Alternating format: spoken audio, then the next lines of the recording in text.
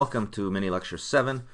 Today we're going to talk about the last of the major themes in geography, and that is region. And remember, this course is world regional geography, and so this is a very important idea for what we're going to be doing this semester. So let's kind of look at what we see. There are two ways that geographers often talk about regions. One is that a region, quite simply, is the largest area that shares common characteristics, and so in one respect we might call that a composite region.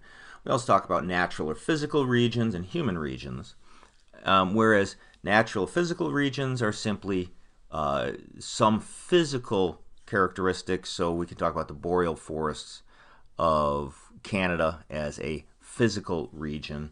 We might talk of the island continent of Australia as a physical region. Human regions we're going to get to in just a minute. And then sometimes we'll bring all this together, and that's where we get the regions that we're talking about in terms of this class, these large composite regions that we all kind of agree on. Okay, so in the textbook, and I do want you to know these, there are three types of regions that geographers sometimes refer to: formal, functional, and vernacular or perceptual. Okay, sometimes some texts use vernacular, sometimes we use perceptual. But okay, the first one's easy to understand. A formal region is anything that has a defined boundary that is commonly understood. So in other words, the United States is a formal region. We know where the boundary is, and everybody agrees it's the United States. A municipality falls into that characteristic. Slippery Rock University falls into that category in terms of its area, or in fact the town itself, the borough. A zip code area is a formal region. So again, they can be very small, zip code area, be very large, the United States, or all the members of the European Union. Now, a functional region is a region that is based on a node. That is, you have something at the center, and that something has an area of influence. And I'm going to give you an example of that in just a minute. But again, it has a node and an area of influence. The last one is kind of a perceptual thing. That is, we can talk about something like Steeler country, the Midwest. Those are things that we kind of, they're ideas that we have, but they don't have a really formal defined boundary, nor do they have a node or a core that is their basis of existence. So let's take a look at a couple of these. So the easy one here, these are the regions of the world as defined by the World Bank. So the World Bank says the following countries fall into North America, and the following countries are part of Latin America and the Caribbean. And these countries are part of what they're going to call Europe and Central Asia. They simply define countries as falling within a region. They're formal, they're defined. Everybody in the World Bank agrees with that definition.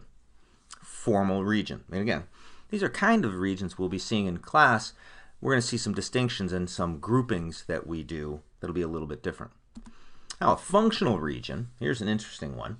These are in fact two different radio stations, okay? WDPR and WDPG.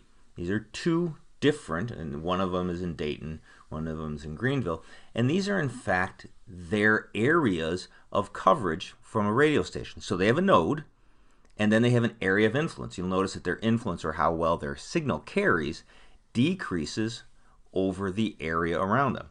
So these are functional regions, the region of broadcasting. We might also see this as a delivery zone, region of influence of one newspaper versus the other. Those are functional. Okay, they function based on that node and some distance from them. Now lastly, I'm going to play with this a little bit, but this is an idea of what we would call perceptual or vernacular regions. And this is kind of a funny map that simply shows how people might perceive of areas. So last year, we had everything out on the West Coast was on fire. And so the fire region, the snow-covered moonscape, again, that's kind of the northern Midwest. But people, these kind of funny maps are drawn based on perceptions or vernacular regions. And again, something like the Midwest or the South would fall into these areas. And in fact, we could make comments about what we conceive of as their common characteristics. Now, when we talk about regions in this class, a world region, and we say something like Latin America, we're going to ask what's the biggest area that we can clearly define that shares common characteristics. And we're going to use those common characteristics to begin to describe or explore why those regions work the way they do. Okay, so that's it for regions. Remember, for the quiz, formal, functional, vernacular, and then the general idea of a region as the largest cohesive area with common traits. Okay, that's it for this lecture.